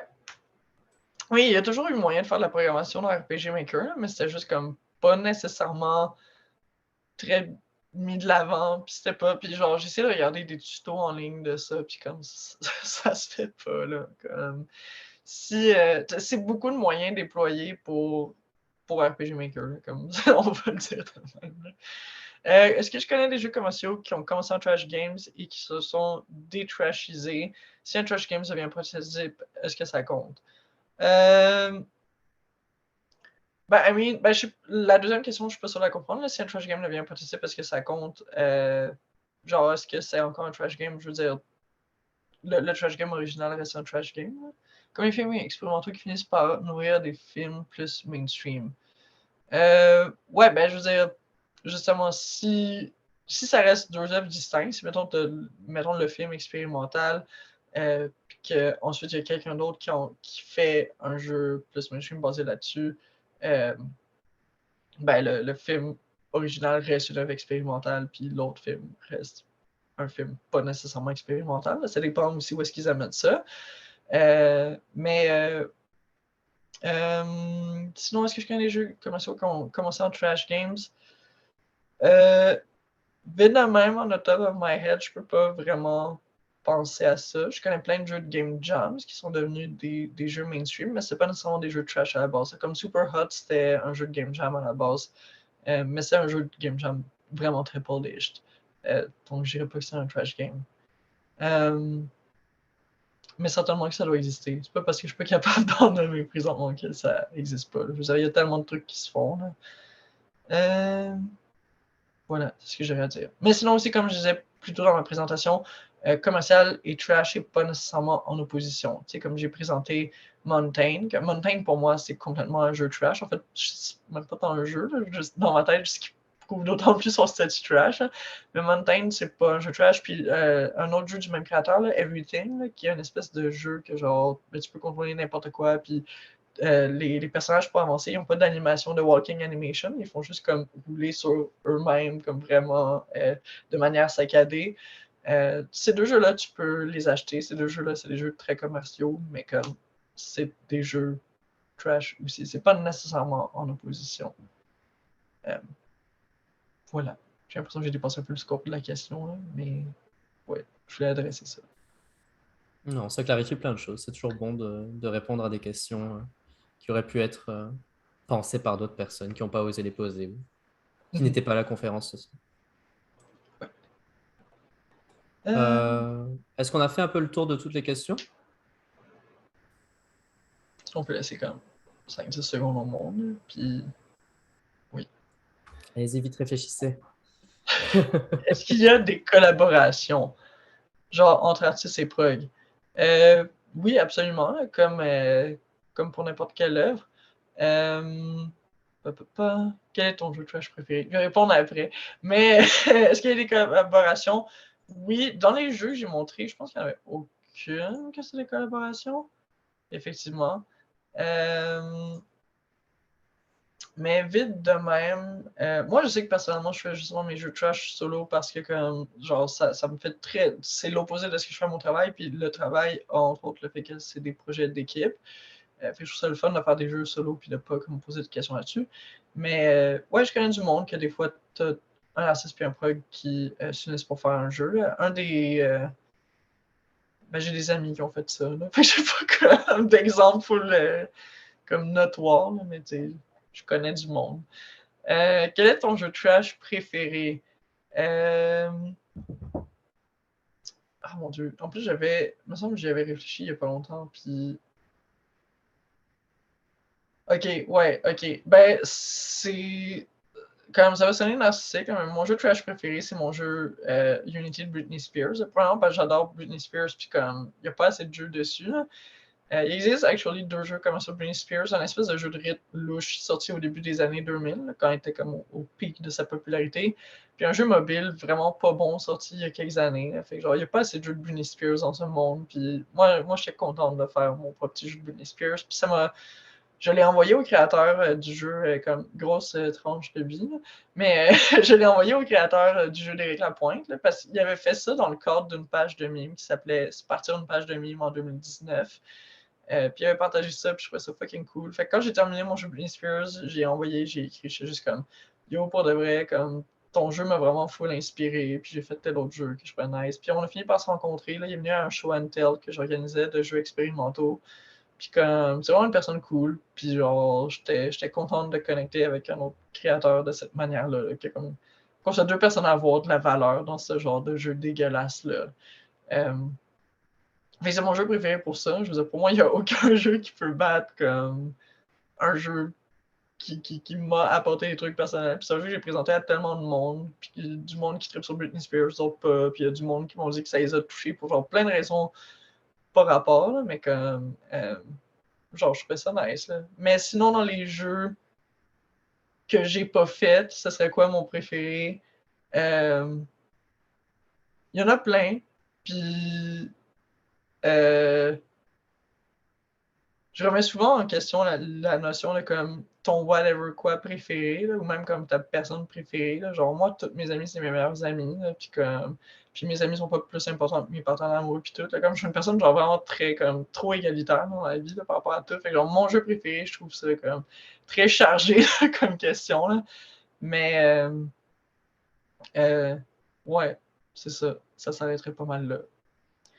Mais un jeu que je pourrais un jeu commercial qui est un jeu vraiment trash que j'ai aimé. Ben, Everything, sinon, ce serait mon jeu trash préféré. C'est un jeu commercial, comme ce qui est un peu surprenant, là, mais ouais, Everything, c'est pas mal mon jeu trash préféré, sinon que j'aurais pas fait. Là, comme il y a tout ce que j'aime dans un jeu trash, dans ce jeu-là. Puis je le montre à tout le monde. Je suis comme, genre, je suis vraiment émotive quand je parle de ce jeu-là. Fait que, genre, Everything. Yeah. Again, je suis vraiment comme je suis une personne qui part facilement dans des tangentes, là, comme gros TDA qui commence à peine à être traité, là, mais c'est ça que ça fait. Moi, j'utilise mon chum, c'est une collaboration. Ben voilà, c'est ça. Mais en fait, oui, non, les derniers. Merci pour l'intervention de René, mais c'est vraiment drôle que tu dis ça. J'ai pas pensé, mais comme les derniers jeux que j'ai sortis, je les ai faits avec mon partenaire aussi. Comme je disais, j'ai fait un burn-out. Fait que comme récemment, j'avais des idées de jeux, puis j'en parlais, puis il trouvait ça cool. Puis j'étais comme, j'ai pas l'énergie de genre déprogrammer. Fait il programme avec moi, puis c'est ça. Fait que, genre, je fais le rôle de designer, il fait le rôle de programmeur. Fait que, ouais, wow, j'ai complètement oublié F1, je suis désolé. Ok. Oui, ton jeu de Britney, vraiment aimé c'est Britney chienne sous la map. Oui, c'était un meme ça vient de la page Le Bureau, là, qui est une espèce de page qui publie des frames de l'émission The Office, mais traduit en français comme très littéralement. Là. Puis, ouais, merci. Est-ce qu'il y a un thème récurrent pour les jeux trash? Pas vraiment, puis c'est ça que je trouve nice. Comme je disais, j'ai essayé de dire, comme je disais au début de ma présentation, j'ai l'impression que c'est comme passif-agressif, genre tel que dit dans le précédent courriel. Là. Mais ouais, j'avais mentionné rapidement ça dans ma présentation, que quand je parlais de justement de ça permet de parler de pas suivre les codes ou les langages. Ok, je vais backtrack. Quand j'expliquais comment créer ses propres jeux trash, je disais que ça peut être une bonne idée de jouer à certains jeux trash pour avoir une idée de quoi ça peut avoir l'air, puis sortir comme des codes habituels du jeu. Mais il faut pas, par contre, jouer à plein de jeux trash et chercher c'est quoi le langage ou le code de ces jeux-là pour s'inspirer pour nos propres créations, parce qu'il n'y en a pas. And that's also the point. Comme justement, c'est ça qu'il y a de le fun, si on crée son propre code, son propre langage. Puis c'est la même chose au niveau plus des thèmes. Il n'y a pas vraiment de thèmes récurrents dans les jeux trash. Il peut y avoir un thème récurrent comme pour un même créateur ou une créatrice. Il peut y avoir des thèmes qui reviennent plus souvent. Comme je disais, on voit beaucoup de jeux queer dans le jeu trash parce que c'est tellement difficile d'amener des thèmes queer dans des jeux AAA puis pas qu'il n'y en a pas. Là, on a des jeux comme Life is Strange et tout, mais quand tu es la seule personne queer dans ton équipe, ça peut être dur des fois d'amener ces thèmes-là sur la table. Donc c'est ça qui est cool. C'est un bon exutoire pour les personnes queer. Donc, il y a beaucoup de jeux queer à cause de ça. Il y a beaucoup de jeux not safe for work aussi, parce que aussi, la sexualité, c'est quelque chose, en général, là, qu'elle soit queer ou pas, la sexualité, c'est quelque chose de difficile à explorer dans des jeux plus mainstream. Donc, il y a toutes sortes de thèmes qui sont plus communs dans les jeux trash, puis qu'on va pas avoir dans les autres jeux, mais c'est ça. Mais pas de là à dire qu'il y a vraiment comme un thème récurrent, pas de là comme. Yeah, c'est ça. C'est une belle histoire, je sais plus à quoi on faisait référence, mais merci. Un qui t'a influencé du moins, je pense que j'ai déjà répondu à ça là, quand c'était la question de genre, c'est quoi mon jeu trash préféré. Mais sinon, un jeu trash qui m'a beaucoup.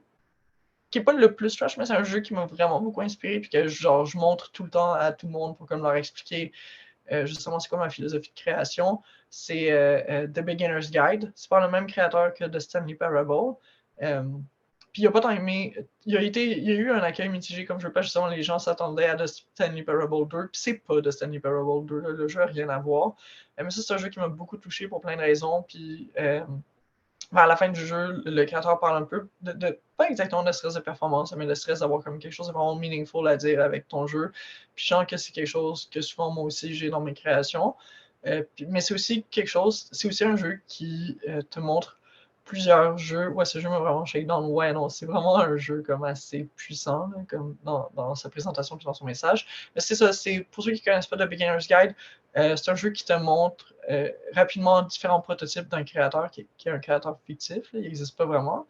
Mais le jeu te fait croire qu'il a vraiment existé. Puis ça te montre c'est ça, ça te montre toute l'œuvre d'un créateur, puis le narrateur, qui serait supposément l'ami de ce créateur-là, explique c'est quoi qu'il aimait dans chacun de ces jeux-là, puis qu'est-ce que ces jeux-là t'apprennent sur son créateur. Fait que ça traite de solitude, ça traite de comme toutes sortes de choses, puis il y a plusieurs débats sur justement qu'est-ce que ça devrait faire un jeu, comme ce créateur fictif-là créait souvent des jeux qui peuvent pas être terminés, comme tu sais, des jeux t'arrives dans une salle, puis t'es embarré là pendant 3 heures, puis il faut que t'attendes 3 heures avant d'être libéré. C'est absurde, personne ne veut endurer ça dans ses temps libres. Mais je trouvais ça cool, ça met toutes sortes de questions sur la création, puis sur comme un jeu, tu le fais. Est-ce qu'un jeu est. Est-ce que ça vaut la peine de créer un jeu s'il n'est pas pour être joué ou s'il n'est pas pour être agréable à jouer? Puis en tout cas, pour moi, genre ce jeu-là, c'est genre si. Comme quand j'ai du monde vraiment important dans ma vie, que comme je veux leur faire comprendre rapidement à quel point comme les jeux vidéo c'est magique, puis c'est pas comme juste Mario Bros puis Call of Duty puis tout ça, c'est comme genre mets ça dans les mains puis c'est comme tiens, comme on peut se reparler dans 3 heures. Là. En tout cas, ou je le joue avec eux parce que je suis jamais tanné de voir ce jeu-là. Arcane Kids sont un groupe, on fait Sonic Dreams Collection. Oh mon dieu, oui, ce jeu-là, comme what a game. Et Bubsy visits the James Tyrrell retrospective. Je connais Bubsy, mais je connais pas ce fan games-là du jeu. Mais si c'est du même calibre que Sonic Dreams Collection, genre, that's perfect trash. Le joueur du grenier avait fait un épisode sur Sonic Dreams Collection, puis comme, je le recommande fortement. Oui, Erwan, c'est un bon chum. D'ailleurs, il est sur. Il est avec nous présentement, il assiste à la conférence. Fait il prend les compliments.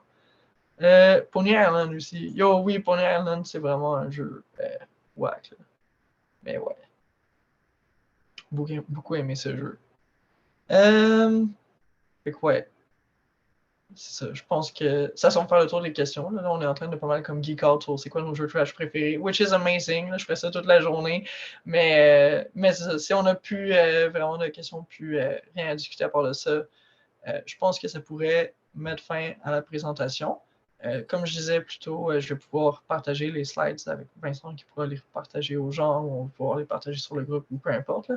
Mais ouais, merci full d'avoir assisté à ça. C'est vraiment un sujet que, comme vous avez pu voir, je pense qu'il y a un sujet qui m'emballe beaucoup. C'est un sujet que j'adore puis que je pense bien connaître. Puis je suis contente que ça ait interpellé d'autres personnes.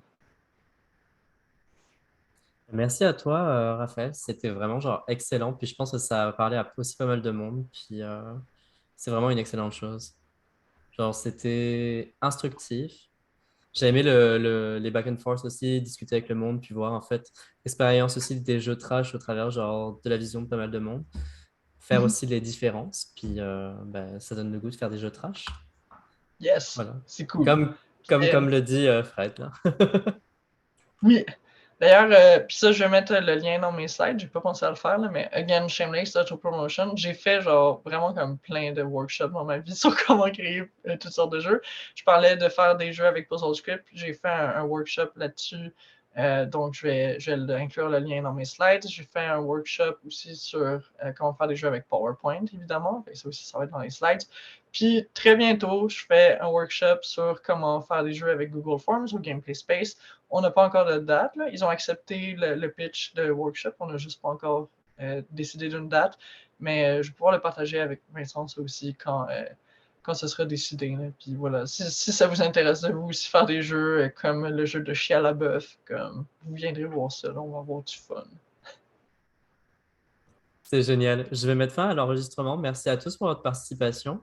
Merci encore, Raphaël. Je pense qu'on ne dira jamais assez merci pour ce genre de conférence qui tient vraiment dans nos petits cœurs de créateurs de jeux. Puis non, merci encore pour tout. Ça me fait full plaisir. Puis, yeah, bonne soirée à tout le monde.